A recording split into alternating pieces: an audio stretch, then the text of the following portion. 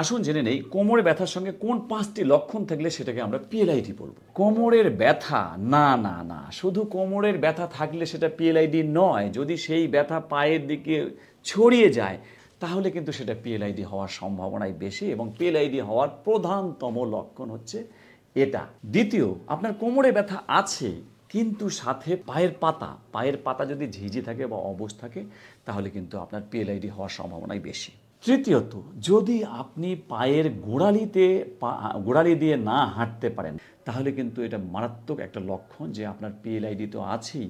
চতুর্থ পয়েন্ট, যদি হাঁচি দিলে কাশি দিলে আপনার পায়ের দিকে ঝিঝি, অবশ, ব্যথা, ভার এগুলো বৃদ্ধি পায়, আপনার পিএলআইডি অবশ্যই আছে। 5 নম্বর পয়েন্ট খুবই ইম্পর্টেন্ট, যদি মলদ্বারের চারপাশে বা লিঙ্গের চারপাশে ঝিঝি থাকে, অবশ থাকে, অথবা আপনার প্রস্রাবের কোনো কন্ট্রোল নাই, এই ধরনের ক্ষেত্রে হলে পিএলআইডি তো অবশ্যই আছে।